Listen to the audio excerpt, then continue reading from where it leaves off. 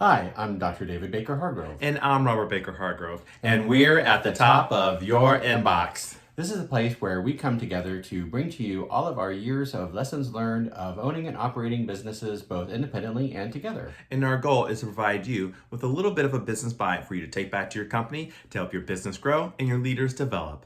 So, Dr. Dave, what's at the top of your inbox today? So today I thought that we would talk about what to do or how to prepare for when one of your employees comes to you and asks for a raise. So, you and I've had this conversation several times, and I love your perspective of one thing is you cannot get wrapped up in other people's Money story. Yeah, so Right. Can you elaborate a little bit on that for Well, me? we all have an emotional relationship with money. And for a lot of us, actually, in Western society, it's actually negative. If you haven't actually explored your emotional relationship with money, I suggest that you do some internet research on that and kind of learn about what your emotional relationship with money is, because it's often very negative. And so then that is really the first thing. And what happens is that comes into play with a lot of our relationships in our life with humans. So it impacts our relationships, our primary relationships, like with our marriage or with our children. It definitely impacts our relationships with our employers and work. Money is so important, plays such an important role in so many things we do. And if that relationship with money, our ideals about money are negative in any way, it can really have some negative impacts on so many things that happen in our lives. So you have to start there. Exactly. And I think the reason why that is so important that we had to bring that up and discuss that first is because as an employer or as a leader, when someone comes to you and starts asking for a raise, the first step is you as the company, the individual who's the representative of the company, needs to be very comfortable in what you have done to make sure that you are providing a competitive compensation for the individual that's asking for a raise. So one of those things is make sure that you've done a compensation analysis. And what that really means is thinking about the industry that you're in, the region of the United States that you're in, the actual job description and what it entails and the functions. Are there any certifications and things that go along with that? And then also think about the time span. Someone who might have been doing the job for 10 years and then someone who comes in and might just starts, there might be a discrepancy, but then there also might be some educational level things that you need to take into consideration. So all those things come into play. The other is performance and how an individual performs over time. Now, if someone comes to you and says, I need a raise, the first thing you should do is ask why. Why do they feel? Because if they're coming to you and asking for a raise and they're saying, I think I deserve a raise, you as the organization, as the leader, deserve to know why and have an understanding of what that perspective is, because it might just be because I've been here for a year and I need a raise.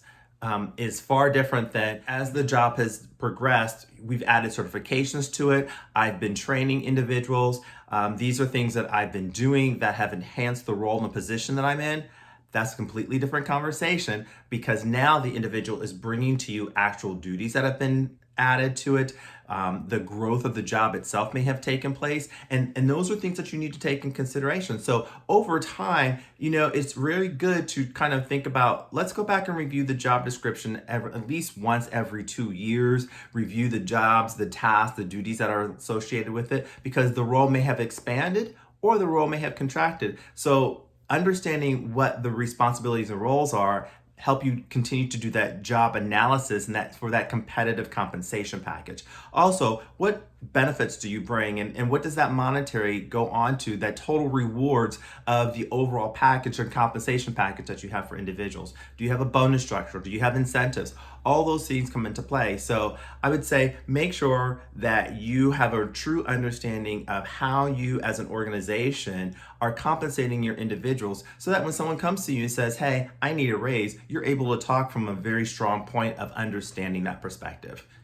Any thoughts on that? Yeah, going back to what I was saying earlier, if you think back into your own experience, chances are any conversation that you've had, whether you've been the person asking or you've been on the receiving end of the ask, it always starts out as an emotional conversation. And this shouldn't be an emotional conversation. It should be a practical conversation about the facts.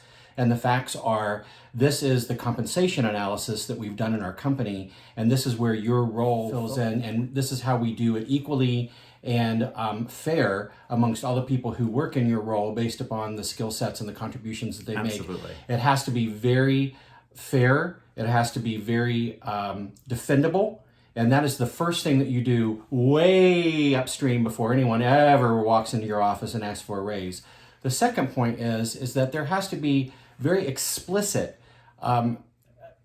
explanations about how and when people in your organization get raises anyway, based upon performance and what the expectations are. And all of that has to be very explicit and outspoken and talked about, so that there isn't any wondering about, well, when could be the next time I might qualify for a raise? Absolutely. You know, and if you're not talking about that openly, then you're more apt to have people coming in asking for more money. You really kind of take that out of the equation beforehand when you set up a raise structure where people are knowing and when and at what levels and what they have to do to be able to increase their salary on a regular basis. And so those are ways that you can prevent those kinds of discussions. But even when you do all of that, because we've done all of that, it's still going to happen. It will still happen, yes. And so that's why you want to have this to be a practical discussion instead of an emotional discussion, because you will be surprised, because I certainly have been, the amount of times that people would come in to my office and the answer why they want to raise is because, well, I've had a lot of personal changes in my life which have caused my expenses to go up. And so now I need more money. That doesn't have anything to do with their job. Wrong answer. But that doesn't have anything to do with their job.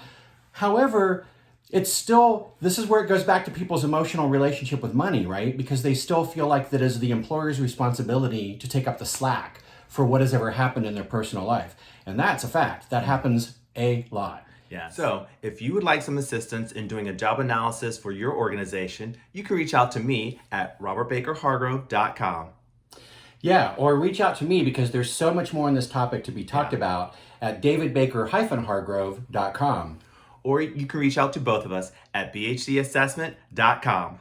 So until next time, we'll see you at the top of your inbox.